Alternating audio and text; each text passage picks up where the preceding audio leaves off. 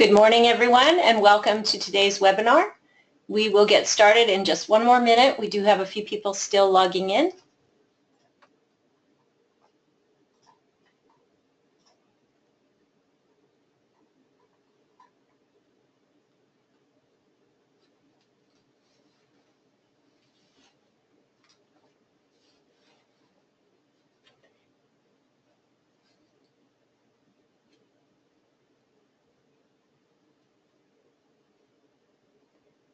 And again, welcome to everyone who is just joining us. We are going to give a few more seconds because we have some people still logging into the session, I see.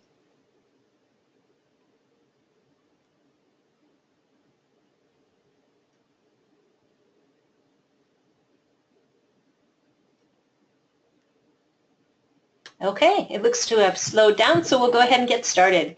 Welcome, everyone. I'm Kim Brown, and I'm with the Montana Pre-Employment Transition Services Technical Assistance Center. Brenda Fredenberg and I will be your moderators for today. And today's webinar is sponsored by the Montana Pre-ETS TAC and is funded in whole or in part under a contract with the Montana Department of Public Health and Human Services. The statements shared in the presentation do not necessarily reflect the opinion of the department. All attendees are currently muted. If you want to ask one of the presenters a question or make a comment, please type your question or comment into the chat or question box. And if you don't see that, look in the upper right-hand area of your screen. There should be an orange box with a white arrow in it. If you click on that box, it will open the dashboard, and you should see the question or chat box somewhere on that dashboard. Please note that only you, the moderators, and the presenters will be able to see what you have typed into the chat box, and so when we get to the question and answer period at the end of today's session, the moderators will read out your questions so that the audience members can hear them and the presenters can respond. And as I just suggested, we will just have one question and answer period today in order to allow time for all of our presenters to share their materials. That will be at the end of the session, but please feel free to type in your questions or comments at any time, and we'll save those until the question and answer period. For those of you who requested Montana Office of Public Instruction renewal units when you registered, those will be emailed to you after the webinar, and please note that it can take a couple of weeks to get those sent out. You do have to have pre-registered and requested the OPI credit in order to receive it, and please note that we're currently unable to issue other kinds of attendance documentation. Today's session is being audio taped for the Pre-ETS Resource Library. The recording for today's webinar will be posted to the Montana Vocational Rehabilitation and Blind Services YouTube channel as soon as possible, and it will also be posted to the Transition and Employments Project website. I'll go ahead and put the URLs or website addresses for both of those in the chat box later on in today's webinar. Please note that the handouts and the PowerPoint slides are available for today's session. You can download those from the handouts section of your webinar dashboard. Again, if you don't see that handout section, click on the white arrow inside of the orange box that's at the upper right-hand area of your screen. When today's session ends, a survey will pop up. It has, I believe, 8 questions, and we do ask that you please take the time to answer those questions for us. We use those to find out what kinds of topics you would like to see covered and what you feel we could do to improve the training that we offer. We also like to hear what we've done well, of course. Some of the information shared today will be Montana specific, so if you're tuning in from another state, please be sure to check with your local vocational rehabilitation agency and others involved with pre-ETS in your area to learn specific policies and resources for where you live. With that, I would like to go ahead and introduce today's speakers. We're very lucky to have 4 of the geographic leads from the Pre-ETS Technical Assistance Center. Teresa Baldry. Teresa is a proud mother of 6 children, including a son with a disability. Her belief that knowledge is power has directed her areas of employment in the disability field. From 2001 to 2016, she worked for PLUCK, Parents Let's Unite for Kids, supporting families, and she served as a member of the leadership team. Technology has played a key role in her son's life, and as his primary support for the last 20 years, she has needed to stay in front of what he has wanted that technology to do. She began working for Montech in October 2012 to share the wealth of knowledge they've learned over the years. In 2016, Teresa began working with the Pre-Employment Transition Services Technical Assistance Center with the Rural Institute as a project coordinator in eastern Montana. She serves on the Disability Rights of Montana Board of Directors, currently as the president. Teresa has been a member of the Rural Institute Consumer Advisory Council since 2010 and has presented at numerous conferences and webinars as a council member. Roger Shelley, our next presenter, is a project coordinator as well. He has extensive experience working in rural areas of Montana, Wyoming, Colorado, North and South Dakota, Texas, Maine, and Alaska, building capacity around developing self-employment as well as wage employment for youth and adults with disabilities. He has worked with people with traumatic brain injuries, intellectual disabilities, and people with dual diagnoses, mental health and developmental disabilities. Shelley also has experience working with Montana workforce agencies. Over the past 22 years, Roger has provided technical assistance and training programs for organizations engaged in supplying supported employment, customized employment, and self-employment services to people with severe employment barriers and their support organizations. In his most recent project, Roger has worked as an employment coordinator for the Center of Human Development at the University of Alaska in Anchorage. Mary DiBiase, our next presenter, serves as the geographic lead for the PREETS TAC with the Great Falls Vocational Rehabilitation Office and affiliated schools. As a certified special educator, DiBiase brings hands-on experience, knowledge, and skills critical to school staff. DiBiase also brings experience from her work as project coordinator with Montana Youth Transitions, as well as from her time as a job training program supervisor for Montana Department of Labor Workforce Services Division. Mary has experience with curriculum development and training for parents, youth with disabilities, educators, and counselors regarding transition services in Montana and how to teach employment readiness skills to youth. She holds a BA in psychology from Carroll College and a BA in special education and Masters of Education from the University of Great Falls. And our final speaker for today will be Melissa Dadman, who also has a Master's in Education. She's a project coordinator for the PREETS TAC. And Melissa also works as a project coordinator for the University of Montana's Introduction to College program for high school students with disabilities through the College of Health and Human Services. Melissa's employment background has focused on social justice issues surrounding poverty, housing, and education.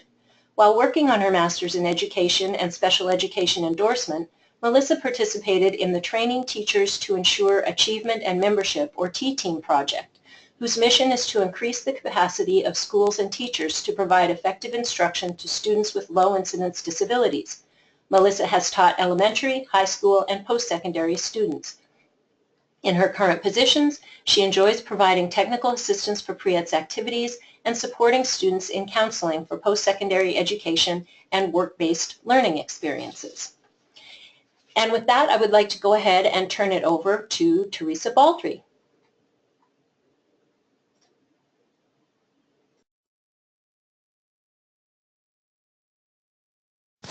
Other than I need to get this in slideshow mode.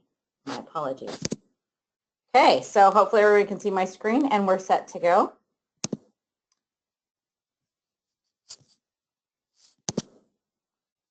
So the focus today was classroom-based activities.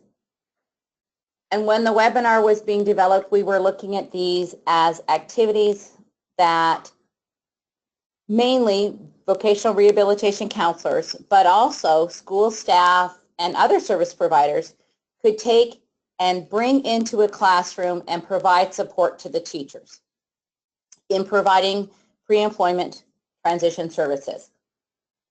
When I was having this conversation with a teacher about what we were doing and why VR counselors should be part of the classroom, one thing she said, a lovely teacher said this to me, was make it real, become real. When you come into the classroom and you're a part of helping me provide services, you become real.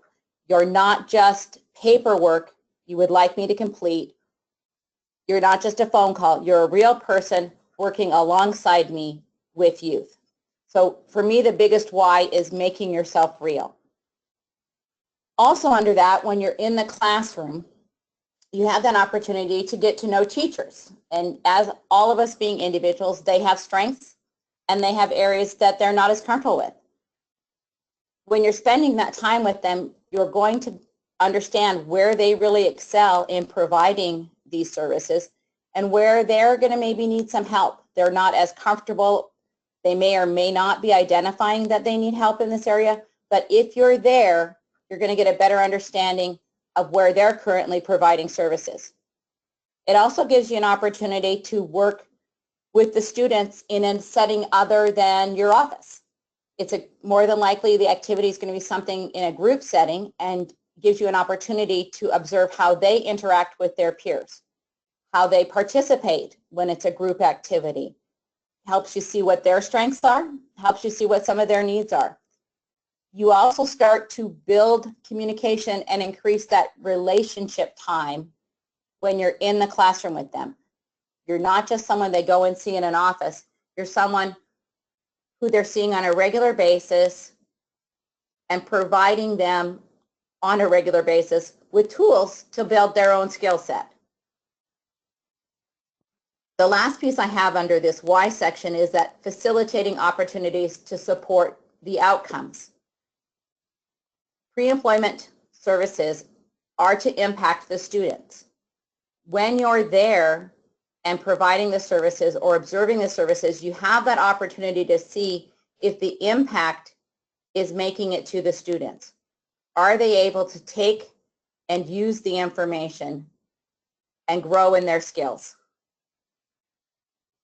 So how are you going to do this? And that is a big task. Not everyone's comfortable walking into a classroom. Fortunately, teachers are.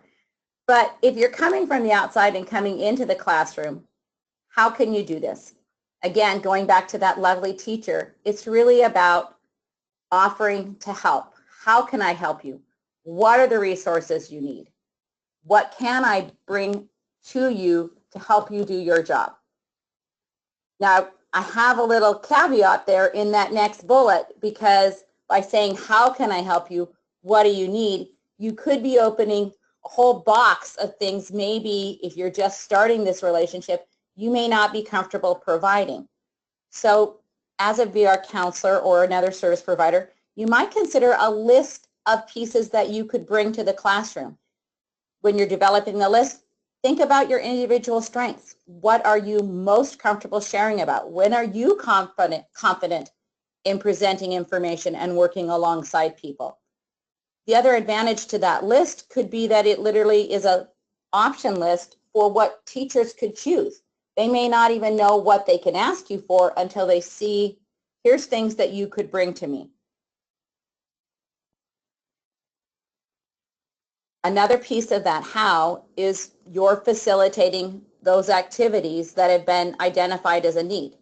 It may be that the teachers identified that need and so she's requesting some assistance, or it may be that in your observing students in your office or in the class, you're noticing a consistent need area, and so it becomes something you could offer to come in and provide to the youth who are in the classroom. It may also be vocational rehabilitation counselors have great connections. So maybe in their identifying something they need, you're just facilitating who from the community could be a connection and help building that bridge to the community. Maybe facilitating someone else coming in and sharing the information. And that'll come up in some of the activities that we talk about. But the how and the why are so important to Priet's delivery. I'm really hoping you'll consider how you can be more a part of the activities occurring right in the classroom. So now I'm going to pass this to my crew and see if other presenters have thoughts they want to share at this time.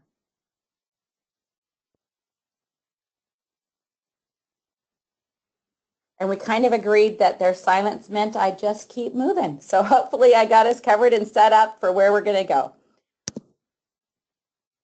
For me personally, when I'm considering what are take and go activities that could be presented in a classroom, the Montana Career Lab and the Montana Career Information System, MCIS, are for me the first place I'm going to look.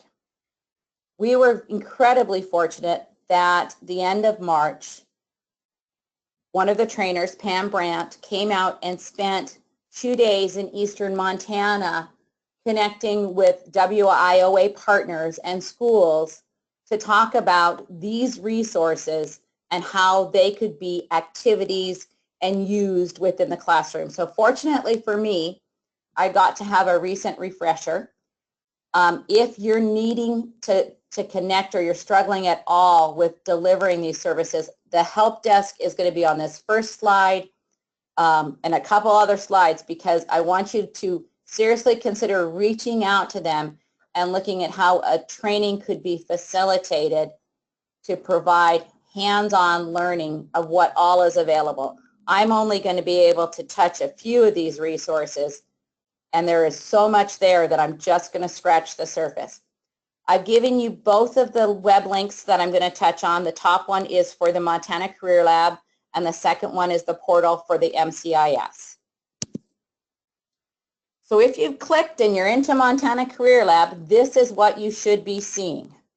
This is what the new Montana Career Lab looks like, and there is a ton of activities and information here. Do note that you want to make sure you're going to the Montana Center for this. So I clicked on the next slide here. When we're talking about MCIS, there are other MCISs, and you'll want to be making sure you're looking for Montana. Sorry, I had that in my notes to make sure I covered for you. On this slide, once you've gone to the Montana Career Labs, just below this section is how to get into resources. Now, all of these are active and live places that you can click, but if you're really looking for some classroom-based activities, I want you to scroll down on the web page to where individuals could enter in. And so there's a section for students, parents, educators, and job seekers. We're going to enter this through the tab set up for educators to be able to access some of the great materials that are available here for ready-to-go activity delivery. Once you've clicked the green tab into resources for educators, you're going to scroll down, and the reason I'm scrolling down is I wanted to start with the high school and adult section. Within here, I put a little arrow intentionally by the MCS Career Plan, Career Development Framework. The framework will give you ideas of what could be provided in the high school, middle school years, what could be provided each year. They've got it broken down into the number of hours it would take to provide and activities to provide each year. But also within that framework are a ton of take and go activities. So that arrow is by the framework with worksheets. These are already developed activities around career planning. The star was so that I could talk about a specific activity that's in here, and that's the pocket resume. One of the activities we're often doing with youth is developing a resume. One can be developed online and uploaded to their portfolio, but sometimes when we're talking about them going out into the community and completing job applications or presenting themselves, a tool that they sometimes use is called the pocket resume. Once that is clicked, it's going to open you to a page that looks like this. As you can see, the pocket resume is only available online. So you're going to want to click View Publication, and it's going to allow you to download that tool. Again, this is only a screenshot and part of what that pocket resume is. It's much longer than this. The idea is that it would be folded to be taken with, but whenever something can be folded and put in a pocket, there's the potential for it to be lost or for it to be washed. So once it's completing, one of the things I would like you to consider doing is scanning it and uploading it to a student's portfolio, because once that is up in there, no matter what happens to their paper copy, it could again be retrieved. Or if it needed to be altered and changed, what they'd already completed wouldn't be lost. The other piece on this I want you to think about when we're talking about a pocket resume is conversation will need to happen about the individual identification information that is requested on the pocket resume. So do talk to students about that their driver's license number is requested on here. If they're not looking for work where they're going to need to be sharing their driver's license, maybe that doesn't go on there. The other piece is keeping safe information that has your address and your phone number and potentially items that could identify you. So conversation about how to keep this safe also will need to occur. If we move up on that resources section, still in that educator, there's the middle school resources. I know we're working with high school students, but some of the students we work with may need materials that are modified. I'm really liking the MCIS Junior workbook for the fact that it is already modified curriculum. The reading level, when they're talking middle school with Montana Career Labs, is about 5th and 6th grade. The activities don't have a babyish look to them. They're just cleaner language, simpler to use for the activities. And again, we have a junior worksheet, that's right where that arrow is, so that we can print that out and have access to activities that now have already been modified for reading level. One that's not marked there is the crosswalks, and I just wanted to bring them up because the crosswalks can help you look at how the activity aligns with K-12 standards. These are available on some of the resources, not all, but some of them. Any of these resources that aren't listed as downloadable only can be ordered from MCIS and shipped out to you as well.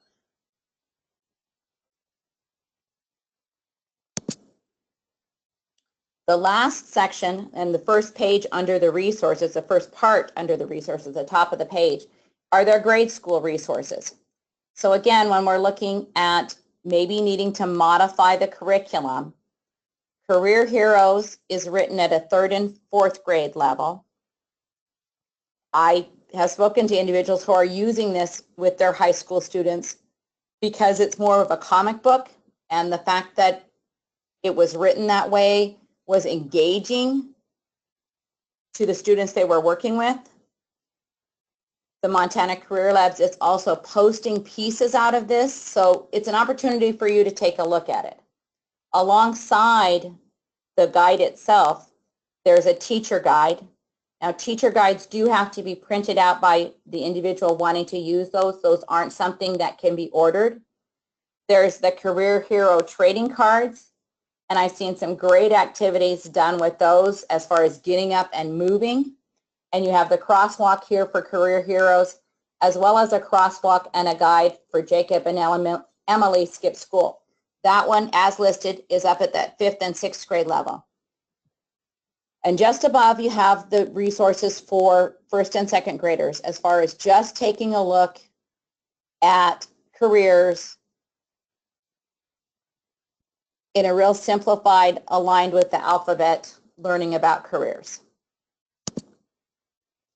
The middle section of that Montana Career Labs page has a blue floating section in it, and I don't know how else to describe it. And within that, a couple of the pieces that will float past are pep talk, which is something that most of the VR counselors are going to be very familiar with. This is another way you can access it, still online. But one of the ones I wanted to share with you is also where you have the mother and child, in that these activities are some of what they're posting on Facebook. Montana Career Labs has a Facebook page, and you can like their page. I have. They are posting activities daily, and they've got it set up so depending on the day of the week, what the grade level is for the activity that they're posting on their Facebook page. I tend to watch for Fridays because that's when they're having their middle school, high school activities. I can click on that and download that activity and save it to a file. That's what I'm doing on my computer. But when we're talking to schools, one of the things that they run into is a lot of times Facebook is blocked. So they wanted another way that they could still access these resources that were popping up on Facebook. And so it is in that middle section on the Montana Career Labs. If you were to click on the picture of the mother and the daughter, the Facebook resources, the career exploration activities, it's going to take you to a whole page of activities that they have been sharing.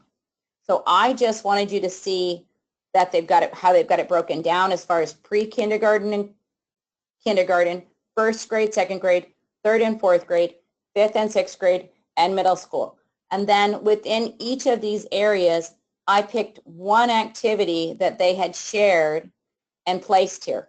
So there's a whole bunch of pieces that are being shared there that are activities that you could just go and grab and have something ready to go to share. Under the third and fourth grade, they had the Career Heroes. This is a sample of what those pages look like, and it was called Career Hero Doers, Electrical Engineers and Veterinarians. Under the Jacob and Emily Skip School, they had an occupation family tree that could be an activity that was take and go. And under middle school through high school, the one that I happened to pull is self-employment for you. Here's an assessment to find out.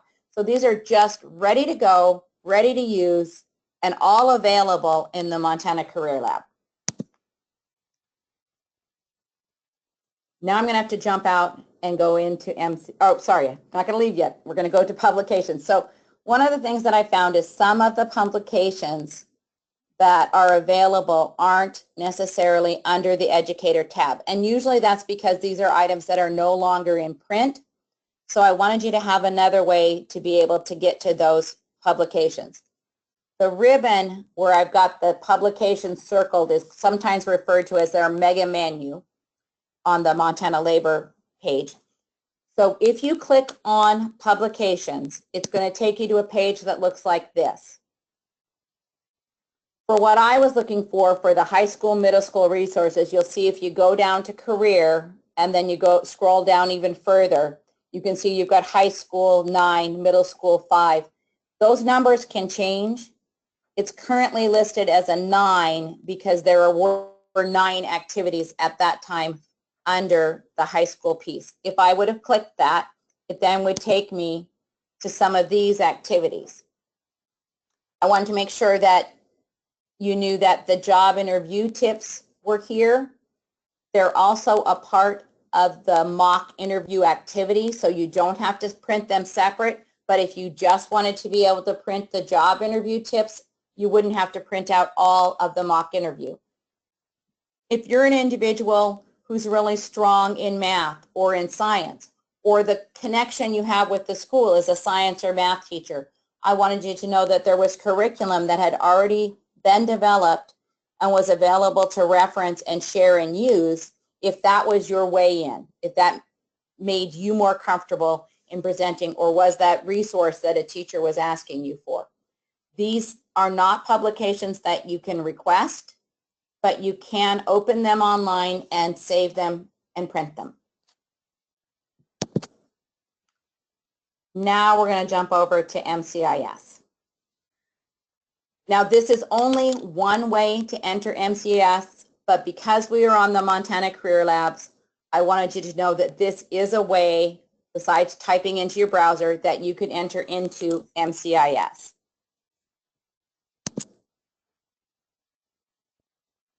When you get here, I wanted you to be able to see that there are a couple different logins. In future slides, I'm going to be logging in as a VR site. When we were doing the training, we were finding a lot of schools were using the general use tab rather than logging in through their school account. That would make it difficult for a teacher to be able to see the work that a student had done. Now, if that's been what's occurring, the fabulous staff at MCIS can help you move those portfolios that have been created under general use back into the school. So please do reach out to them if that's something that you need to look at doing or could be part of the training you're going to ask for.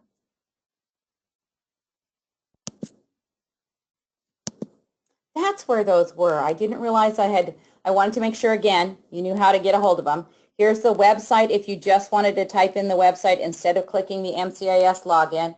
And here's that help desk information for making sure you're supported in using MCIS. This particular screenshot, and I had to take a picture because I can't do screenshots, MCIS dashboard uses hover for pulling down of menus. So if I'm on the reports tab, and that's where you can see my cursor is held, that allows this screen to expand. That's where you're going to find on a VR enter or a service provider enter. You'll find the assessments, the career cluster inventory you may have been looking for, the reality check, the skills assessment. All of those are over under your assessment area here. And I wanted you to know that's a way to get to them from the VR login. But when we're talking about quick activities and resources for you, I really wanted you to know about what's under help and links. So again, this is another hover tab. One of the pieces to be aware of there is the news. On an annual basis, they are updating MCIS. That's happening every fall.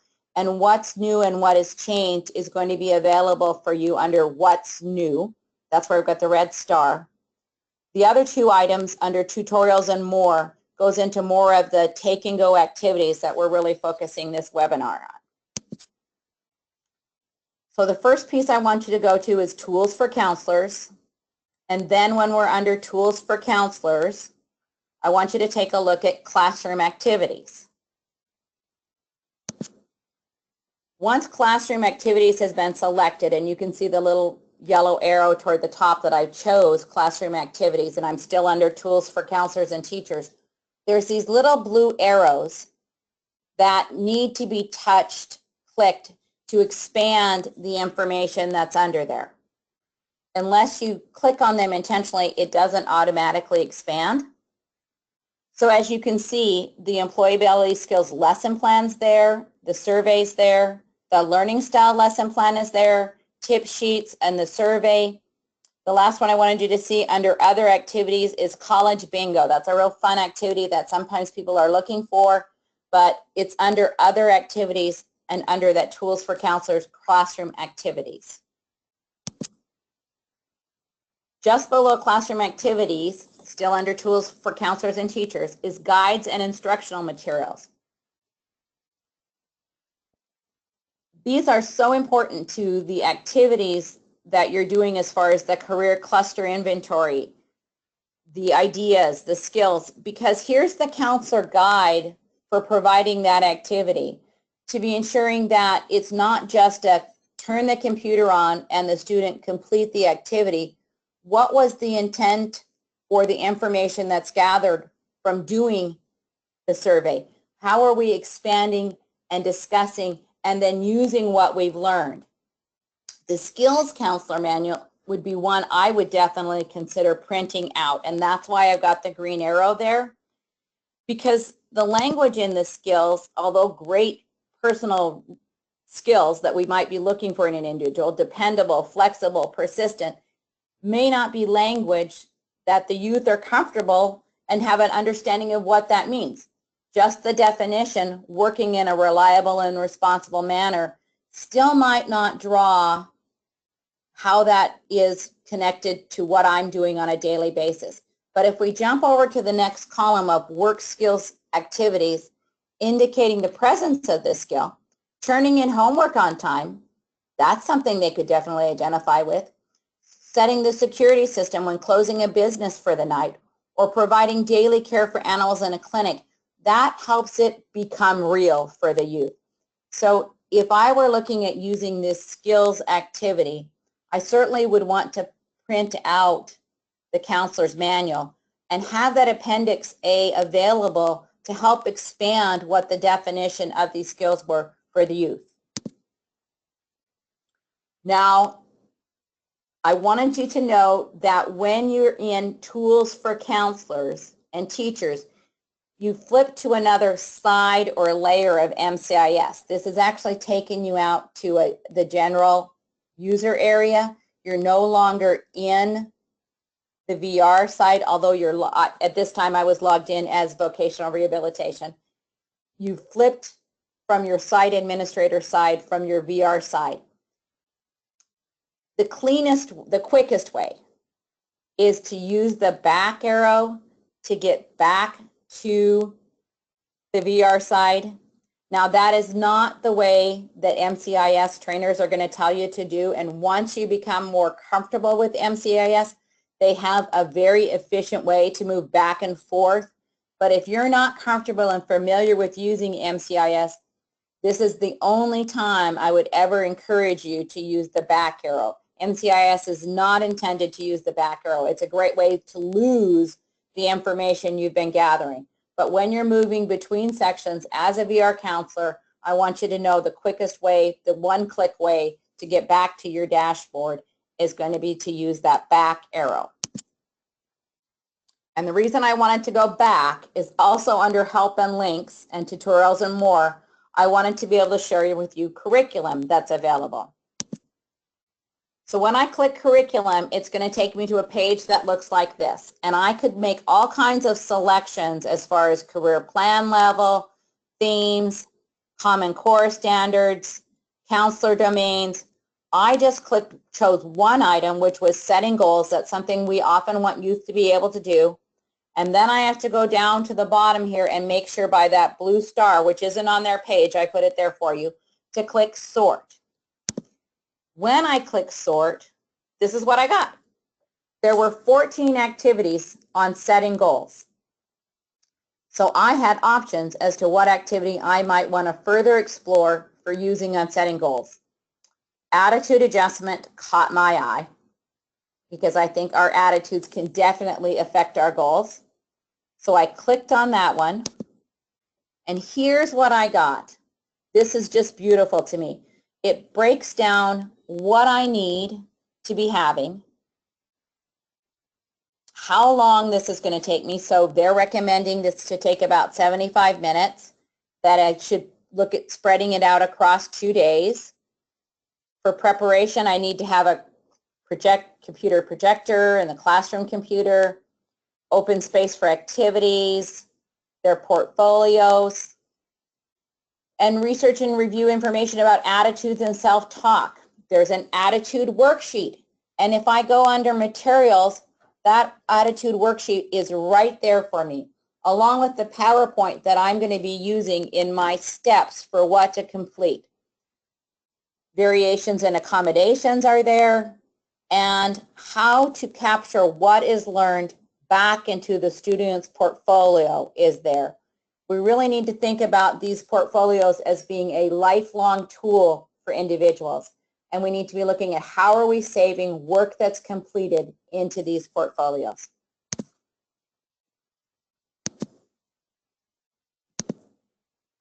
So again, how to connect with MCIS and the Career Lab. I wanted you to have links.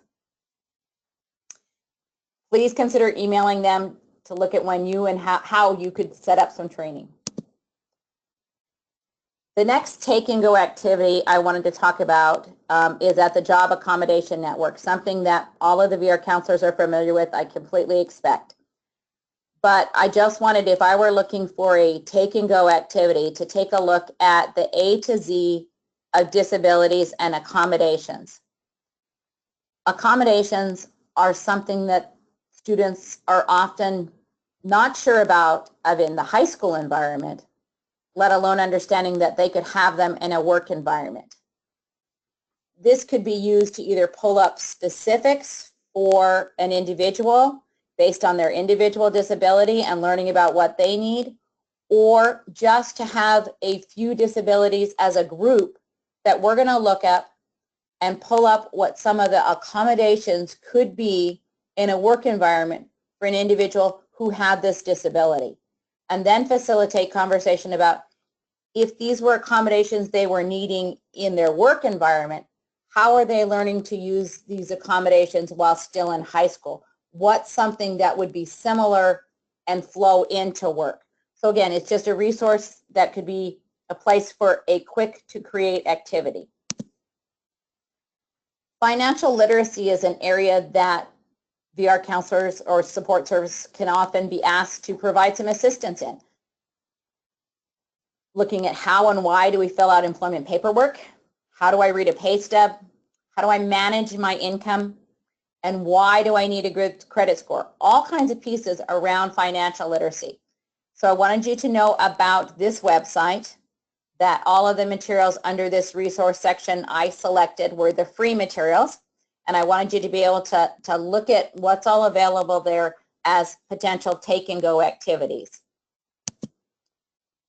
Again, under that financial literacy, and sorry to go back to MCIS, but unfortunately I'm really sold on everything that's there, is they have a piece on my financial plan. Great activity that a lot of youth are doing is the reality check because it's fun. But again, it's a financial literacy piece. Hands-on Banking is a website where you could set up and go through the instructions and the materials that are there, the lessons that are there in regard to banking. But again, going back to that piece of connecting with the community, a lot of schools are choosing to connect with a bank within their home community to come in and do presentations on financial literacy. So maybe you can just be that bridge to helping bring in what they're looking for. One that does cost that I really do like is the consumer math curriculum, but I do want you to be aware that there is a cost to that. I do know there are several teachers that are using that piece. And I need to pass this over back to Kim. Hopefully I can get to my arrows here to do that so that we can change presenters. Oh, great. I'm not finding what I want. Hey, Teresa, do you want to just go ahead and keep it and you move the slides for Roger? Okay. Sorry, not. We need Roger. You'll let me know. My apologies. Thank you. Sure, Teresa. Thanks for all that great information. I'm sure everybody especially appreciate the in-classroom activities that you showed us all. Now, what I'm going to be talking a little bit about today is some of the Social Security rules that are going to actually help people understand how a student can go to work and not lose any of his Social Security money or his SSI money. All three of the things that I'll be talking about are associated with SSI and people on SSI. Besides the slideshow, if you look down in the handouts, you'll see one that says Student Earned Income Exclusion. That's the handout that goes along with the slideshow. If you take a look at that, each one of the three different work incentives that are mentioned on that handout all have numbers above them. In the case of Student Earned Income Exclusion, it's SI 00501.020, which is actually from the Program Operations Manual of Social Security. So these are the actual laws that Social Security representatives abide by. So not only are we going to be talking a little bit about the incentives themselves, but we're also now equipped with the actual passages from the Social Security Operations Manual in order to make sure that Social Security, we have the information that Social Security needs in order to let us have these different types of benefits. Now, there are three we're going to be talking about a little bit today. The first one is going to be the Student Earned Income Exclusion. The second one will be the Property Essential to Self-Support, and the third one will be a little bit about the ABLE Act, or Achieving a Better Life Experience Act. The Student Income Exclusion, if you're under the age of 22 and regular attendance school, SSA does not count up to $790 of earned income per month when they figure your supplemental security income payment amount. The maximum amount yearly is $7,200. These amounts are for this year, 2017. That's a misprint on my part. And SSA usually adjusts these figures each year based on the cost of living, or what's called a COLA, cost of living adjustment. What this is saying is you can make up to $17.90 a month. Now, of course, you can always make less than that without losing any money out of your SSI check at all, up to the amount of $7,200 per year without losing any money out of your SSI check at all. So what this is if you were to earn, say, $600 a month, that would be $7,200, and you could keep all of that money plus your entire SSI check. Okay, Teresa, may I have the next slide, please? The definition of regular attending school is you're in a college or university for at least 8 hours per week, in grades 7 through 12 for at least 12 hours per week, or in a training course for at least 12 hours per week, 15 hours a week if the course involves shop, or less time than indicated for reasons beyond the student's control, such as illness. So even regularly attending school has accommodations. In other words, if you're attending school as much as you can because of your disability or your illness, they will still take that into account. So you might still be eligible for the student earned income exclusion even if you're attending school less than what the initial rules say. Teresa, may I have the next slide, please? Homeschooling qualifies if you're instructed in grades 7 through 12 for at least 12 hours a week, and the instruction is in accordance with the homeschool law of the state or other jurisdiction in which you reside. Social Security applies the student earned income exclusion before the general income exclusion or the earned income exclusion. We're going to get to that in a sec. Okay, so here is an example. Here's a person who is earning $2,000, and everything's, of course, gross per month.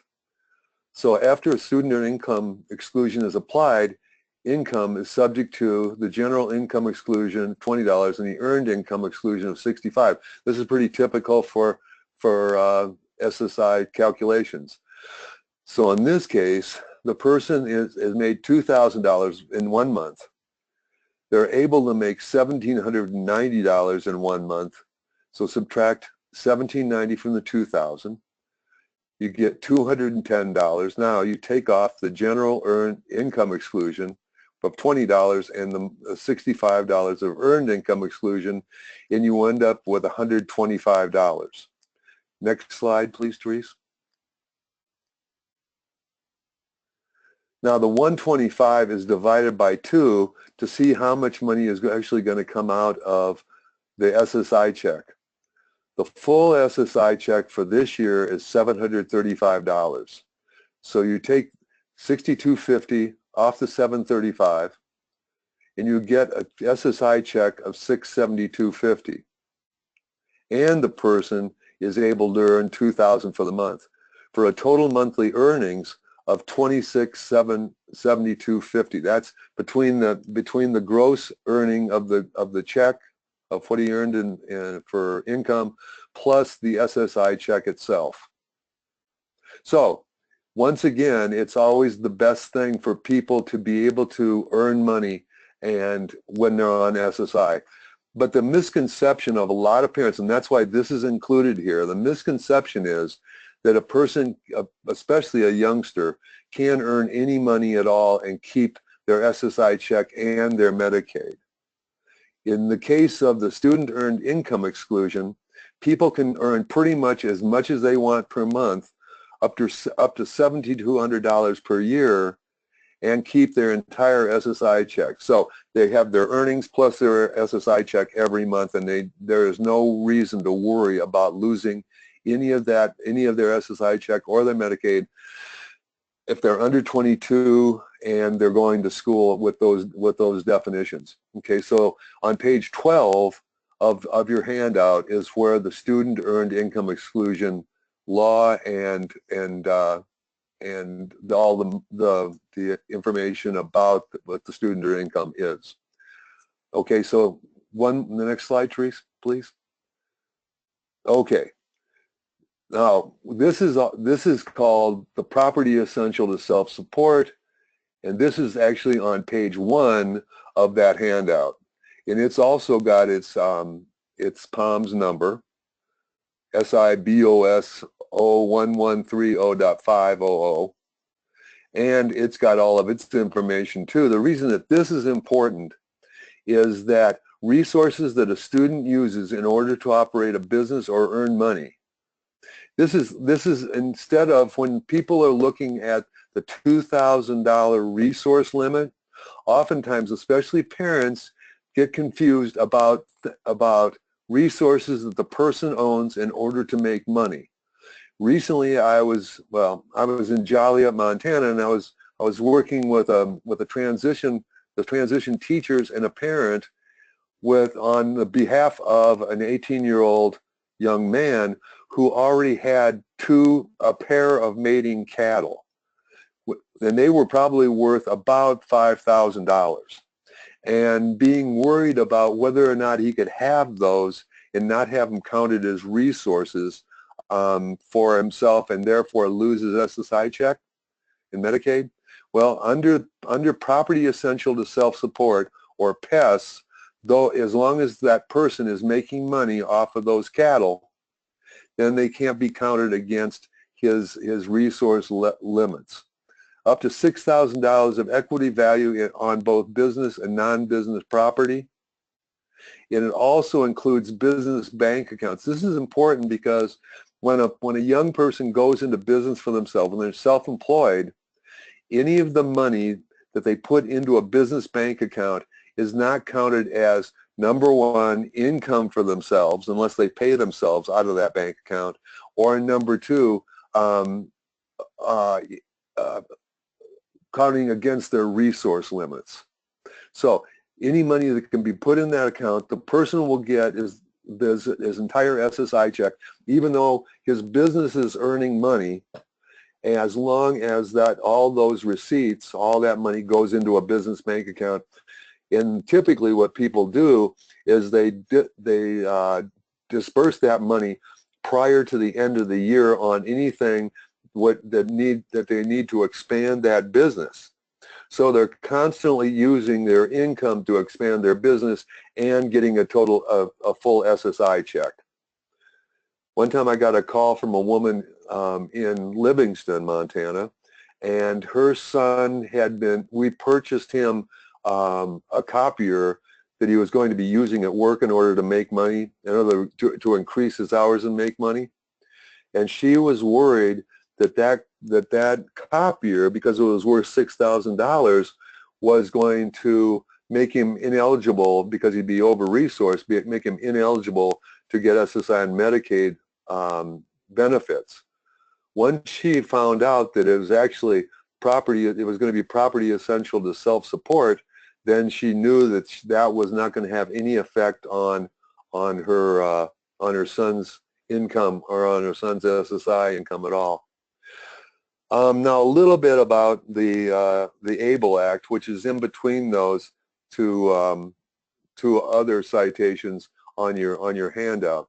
ABLE Act basically came into business about a little over a year ago, about 18 months ago, and it's going to allow people to put $14,000 into a bank account each year, or lump sums of about $14,000 or more into a bank account each year, in order to have a better life experience. This is a big deal because for a long time we had to always use trusts in order to be able to have more money for the person than was allowed by the $2,000 resource limit.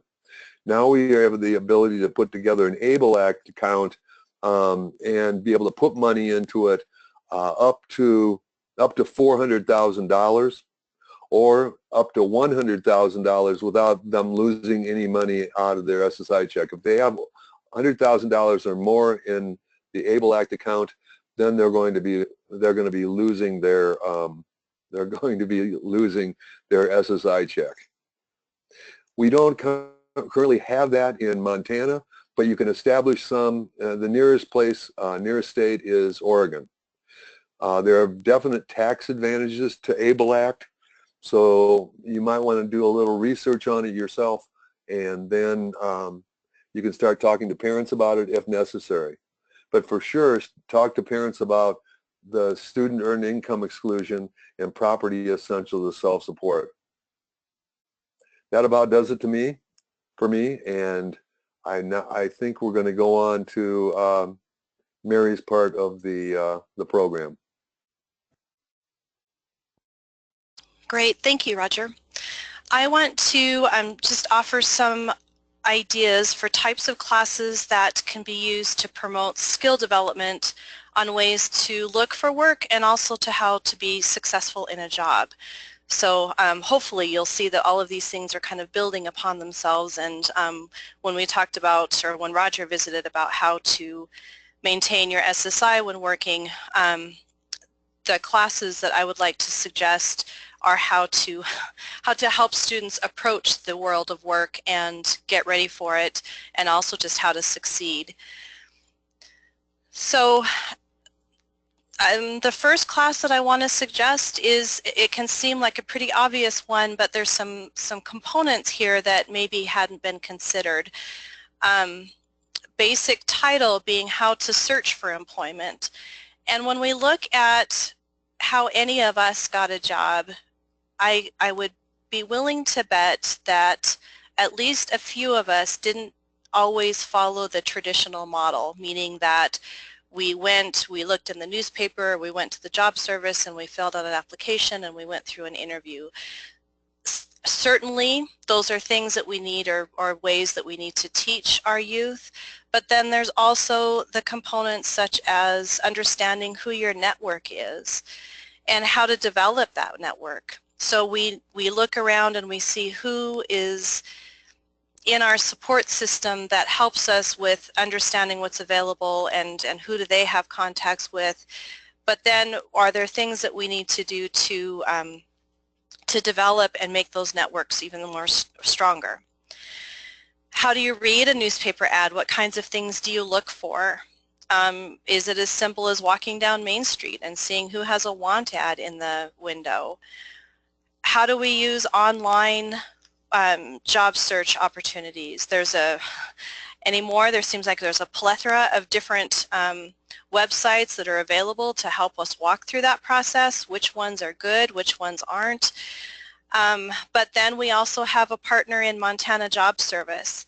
When Teresa mentioned earlier that we want to look at what classes we feel comfortable offering, but also look at who is in our network to support us in teaching those classes, there's a job service center that covers every part of Montana, and they are a great partner in helping students walk through the world of work, both in terms of getting ready for that world and also how to switch jobs when you already have one, or move up in the working world, whatever the case may be. When an individual has an opportunity to pursue a job, so this may be when they're actually needing to apply for the job, or if they're offered a job interview, how can we help students prepare for those opportunities?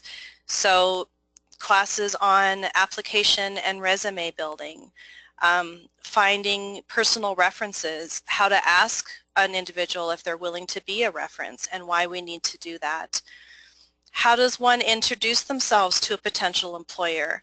And this could be introducing oneself when they go into an interview, but also how we introduce ourselves when we go in to just get the application. All of that is being evaluated whether we know it or not. So how can we prepare adequately for that? How do we dress for an interview? How do we dress for those meetings? Where do we get help if we need help finding clothing or the appropriate clothing? And when and how do we write thank you letters, whether it's for the interview process or whatever interaction is happening there?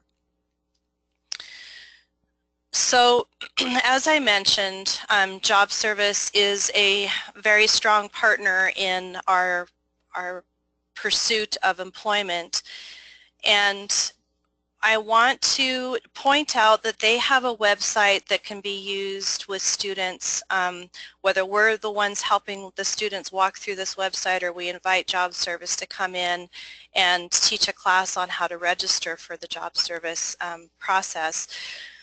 But I want to point out a couple of things regarding their website, and I want to start with how do we help students prepare for disclosing and providing personal information about themselves. Teresa already kind of touched on this when they were looking at filling out the forms online on MCIS. But this can be started with a conversation about, do students have a file with the important documents that they need in order to have this information at hand, such as things like, do they have a copy of their Social Security card, and do they know their Social Security number and why and how it's appropriate to use that? Do they have a copy of their birth certificate? Do they know their personal information, like their address and phone number? And do they have a copy of a resume and application that they can have on hand to fill in their personal skills and their employment history? Because when you go to a site like the job service registration site, they will need that information to fill it out. There's two bits of information that job service wanted everyone to know that they need to have in order to complete this application, and that is a valid email address and a Social Security number. And when I teach classes around the state, I'm made aware of how many students don't have or know about those two pieces of information. And and in order to finish this process, they will need to have those. On the job service registration, though, they will need that demographic information, like I mentioned, their email address, Social Security number, name, address. They have an opportunity to upload a resume and a place to put in their skills and their employment history. Then that information is used to refer, the job service uses that information to refer people to jobs that they have open. Now, one thing to note is this system does update periodically, and so the process may change a bit from time to time, and the students may need to relearn some of the steps that they have previously learned. But as we're talking about classes that are available that we want to offer to youth, this can be a great one to, like I said, touch on all those different topics, but also just have this statewide resource available to them. Teresa also touched on the JAN resource in terms of what accommodations could be provided at work or in other parts of our life. But one thing that we often forget to talk about with youth is how do we decide how and when to disclose a disability. This resource is provided by NCWD, and they did a lovely job of making a very youth-friendly workbook that walks youth through the process of understanding what disclosure is and why it's important, understanding their rights and responsibilities under the law regarding disclosure, and also understanding disclosure in various settings, whether it's in post-secondary education, at work, on the job, or in the community. It's a very thick workbook. There's a ton of information in here and a ton of different ways to approach the topic. But if you're looking for a ready-made guide that you can use to help students understand this topic and to bring right into a classroom, it's all been done for you. I took a screenshot so that you could see the address up on the top, how to access it, and then you just download the PDF and print it. And I noticed when I looked at it, they have recently put in an audio version, which is awesome.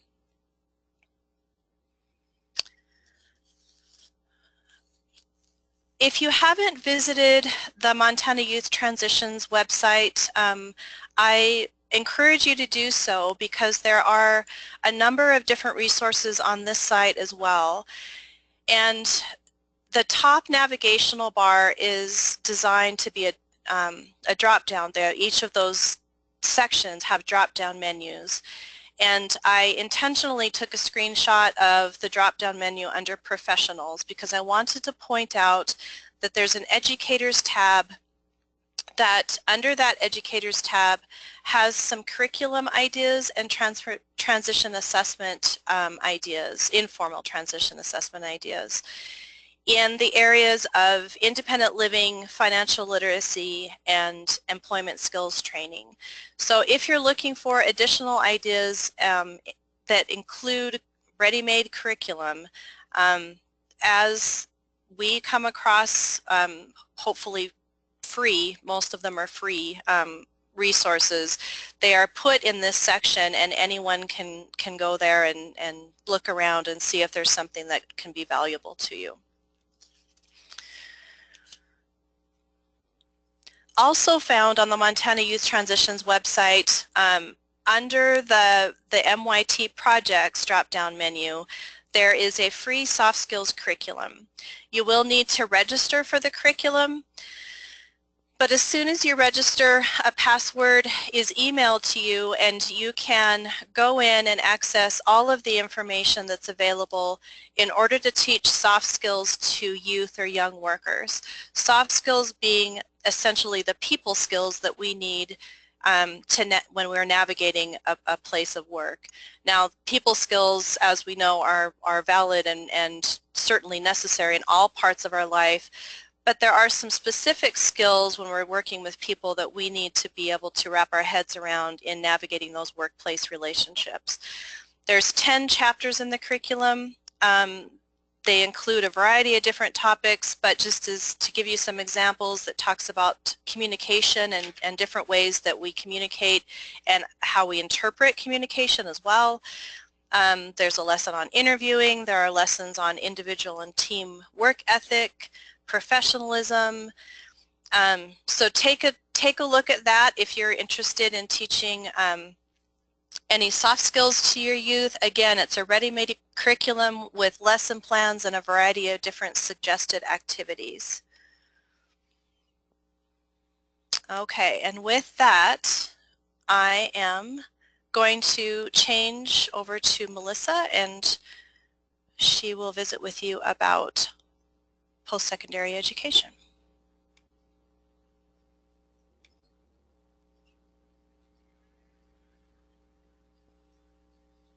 Okay, thanks, Mary.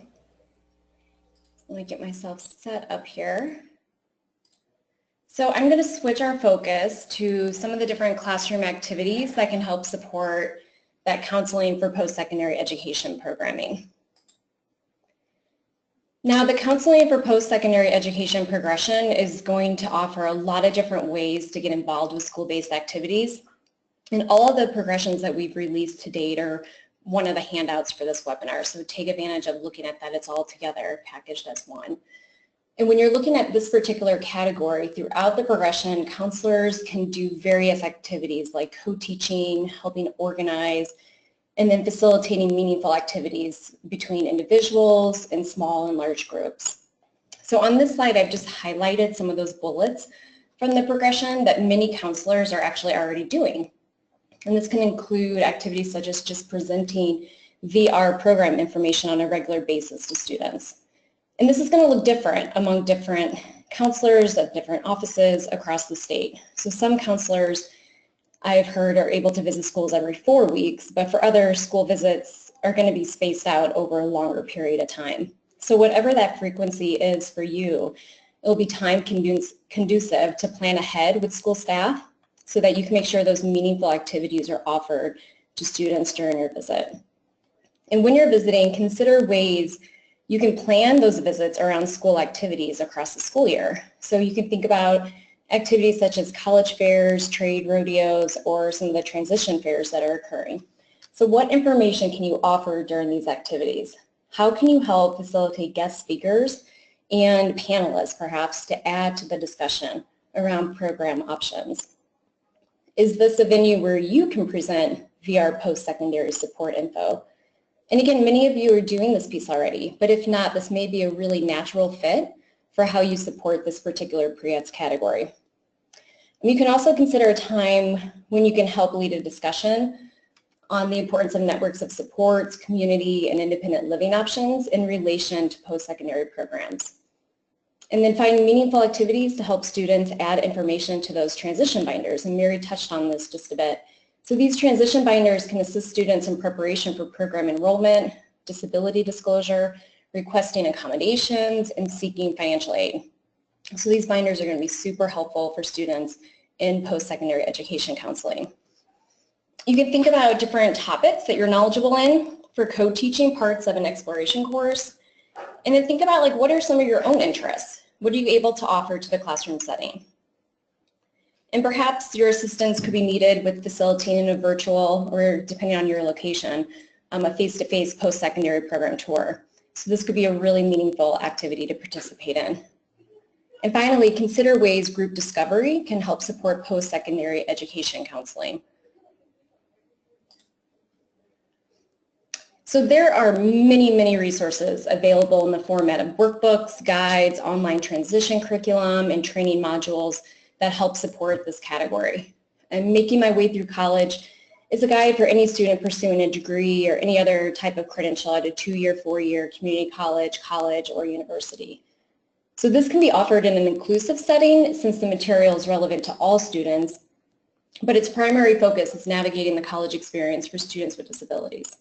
So included in this particular guide are a variety of really great checklists, and they also have links to other relevant resources, and they offer guiding questions and discussions that can be used in small and large groups. And then you can modify the information to help fit the classroom-based instruction in really creative ways. Talk with your school partner about ways you can co-teach or facilitate those activities previously mentioned through NCIS. So this program was covered in depth earlier, but hopefully you have a clear understanding on how these activities and curriculum can tie into this post-secondary counseling piece. And that can be seen in some of the career pathway modules. And then as noted with Mary, the 411 on disability disclosure workbook is a really great piece that overlaps, and the importance in post-secondary education counseling cannot be stressed enough. So as mentioned, that for students to receive reasonable accommodations and other disability service supports, they will need to disclose their disability at different times to different people. And then you can remember to refer people to the JAN site that was also mentioned. This bottom bullet is from the University of Oklahoma Zaro Center, and it is a must-have resource. I access this site time and time again. So I've selected just a few of their many resources that they offer. Whose Future Is It Anyway and Me Lessons supports building self-determination. And so that self-determination, that awareness of strengths and challenges, the ability to independently set goals and make choices, and the ability to collaborate and network with others is going to be built into those lessons. So it's a lot about self-awareness, self-advocacy to help support that self-determination. So I wanted to add some other considerations when working with school teams to deliver classroom-based activities. In this top one, it's a link to a webinar provided by the Pre-ETS TAC, and the direct link is actually on the last slide of this presentation to be able to access. But you can listen to Abby Cooper introduce the discovery process, and then around minute 41, you can learn how group discovery can be used as a classroom tool. So take advantage of looking at that if that's one of your interests. And then while meeting with schools and VR counselors, I've had a lot of requests for additional information around transition planning tools for students with more significant disabilities. And so we've discussed this a lot, but Discovery is a really excellent informal assessment for this population of students. And then I've also listed some transition planning workbooks, such as Planning for Your Transition from High School to Adult Life, and It's My Choice. So both are workbooks that can be differentiated to really help meet a variety of student needs. And then there's also online curriculum modules through programs such as PEPNET too. So this site offers transition planning support for post-secondary education, training, and employment for individuals who are deaf and hard of hearing, but it can also be used for other students. So you can check out their online training modules for classroom-based activities, and in particular, you want to access the Map It and the Getting a Job. And on the Getting a Job, they have some really great job shadowing videos and profiles. that students can take a look at. And then I wanted to link you to Oregon's Youth Transition Program. And this is a VR program that serves students with disabilities statewide across Oregon. So the YTP, it operates as a partnership between Oregon VR, their Department of Education, and the University of Oregon College of Ed. And so that's that project access piece. And there's a lot of really great resources for VR counselors, for educators, and a lot of information that's released and being produced by the University of Oregon. So it's a great site. And then part of that, part of the YTP is the Transition Network Region 8. And so this particular region put together a job cloud packet, and it's designed for rural areas, which can be really useful for different rural communities across Montana. So when you click on that or access that network, you can download their entire packet of material, and it's from startup to completion on how to create community partnerships and collaborations between those three entities to run job clubs in really rural locations. And then I would also like to mention the National Technical Assistance Center on Transition. So NTAC's purpose is to assist state and local education agencies, state VR agencies, and other VR service providers in implementing evidence-based practices to ensure that students with disabilities, including those with significant disabilities, can graduate prepared and access post-secondary education and employment. So this is a great website. They offer a lot of training throughout the year, so please check them out and get on their mailing list, their listserv, and find out some of the other information that they offer. So you can also, we put together for this webinar a handy resource summary. Hold on, let me pull that back up. And so I just wanted to mention this quickly. So a lot of the resources that are mentioned throughout today's webinar are located on this sheet. So it's one of your handouts. It has transition planning resources and supports. A lot of these areas were mentioned. Some of these were not mentioned. And we're giving it to you as a Word document so that you can add to it. Add the pieces that are meaningful for you, the areas you're interested in, and then you can share it. You can share it with your different school partners to be able to access things together and look at material at the same time.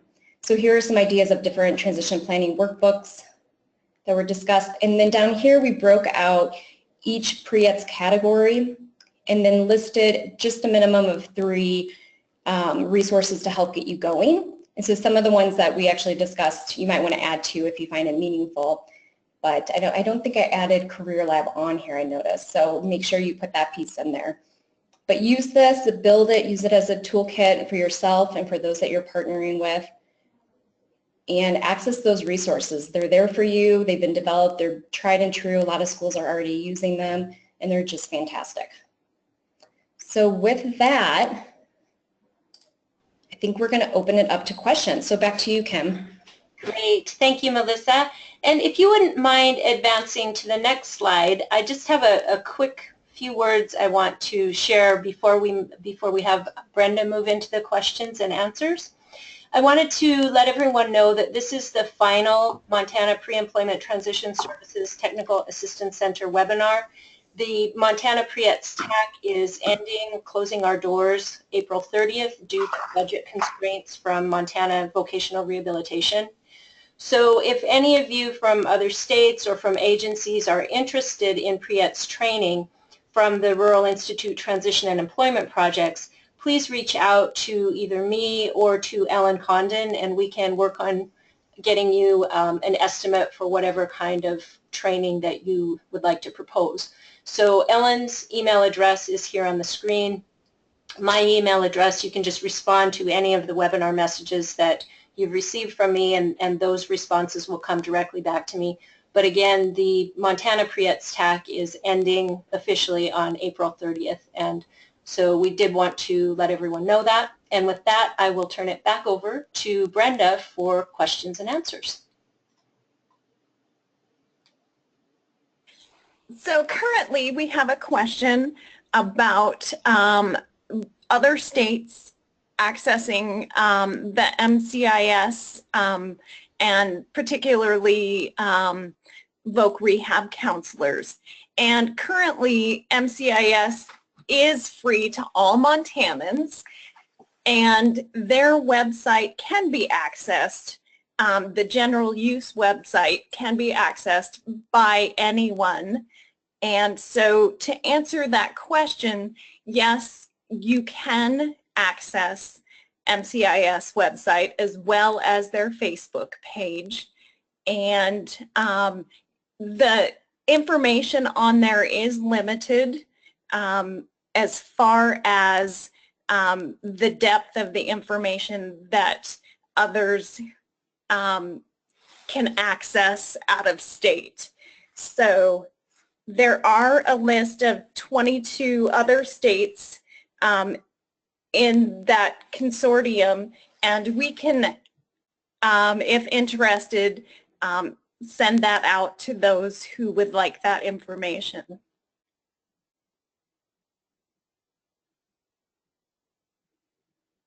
And that's it for the questions.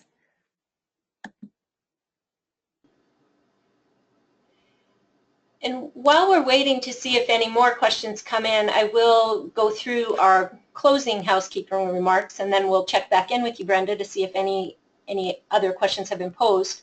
Just a reminder that a short survey will appear on the screen as soon as today's webinar ends, and please do take the time to complete that survey. As I mentioned just a minute ago, this is the final pre-ETS TAC webinar. However, the Rural Institute for Inclusive Communities continues to offer transition-related webinars through a contract with Children's Special Health Services, and notifications for those webinars are sent to members of the Montana Transition online mailing list, which is separate from the pre-ETS online mailing list that most of you folks are members of.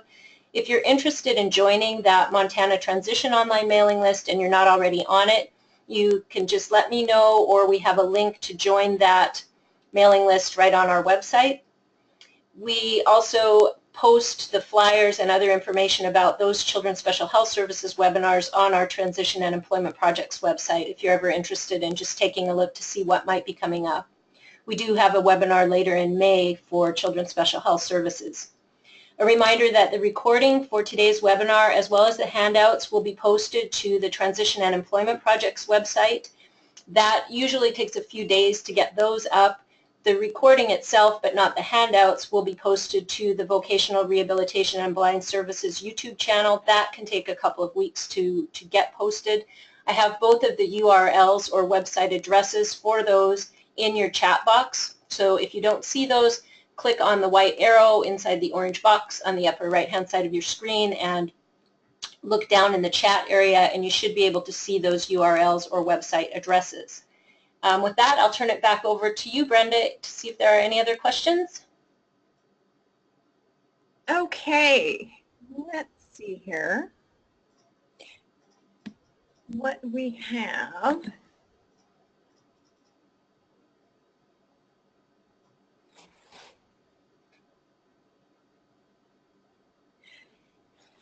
So we do have a question about the involvement of provider agencies in ETS and provides partnering with schools. They feel like there is somewhat of a disconnect currently, and I want to know if one of our presenters would like to touch on that.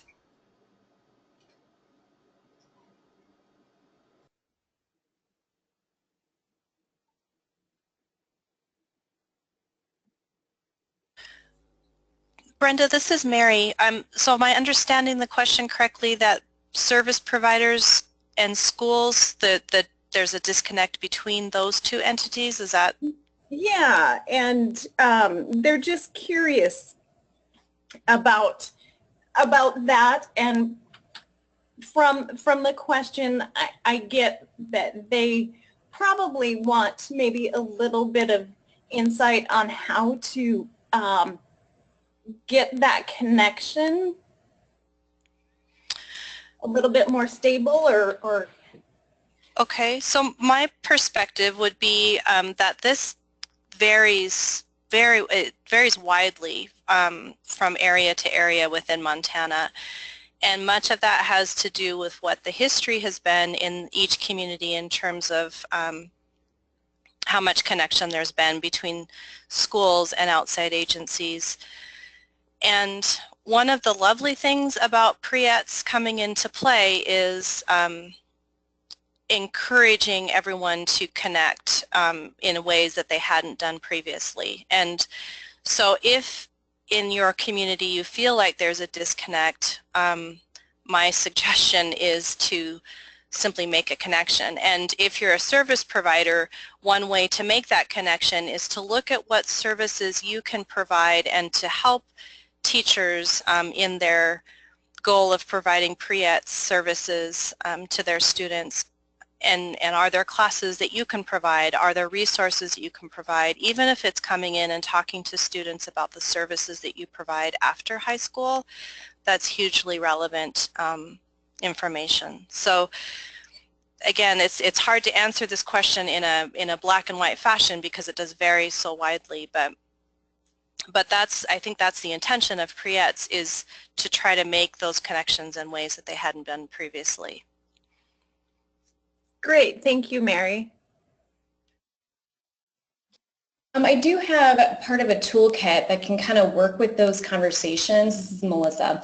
You know, as this interagency collaboration grows and expands, it's a toolkit provided from the INTAC, and this is just the section 3. And so we ran out of room to add it today, but it talks about how to develop that collaboration and those relationships. Since they do look so different across the state, it really is going to be based on community needs.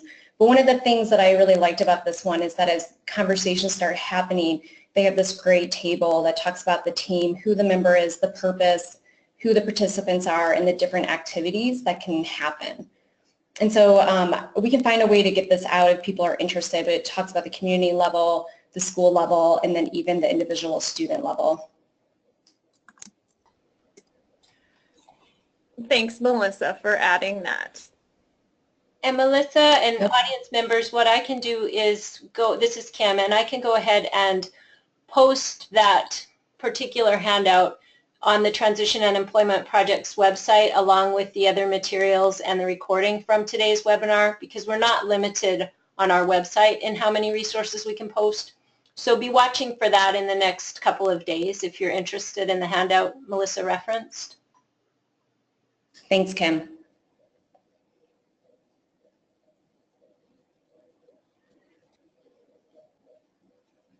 So that's it for questions. All right, thank you, Brenda. Are there any final comments that any of the presenters would like to make today?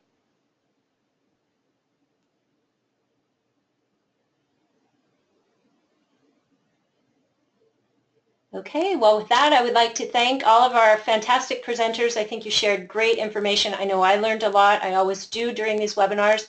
Thank you, Brenda, for co-moderating with me today. I really appreciate the support.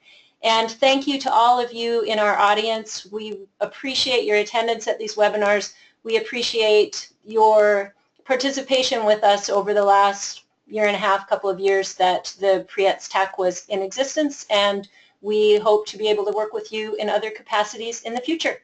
Have a great afternoon.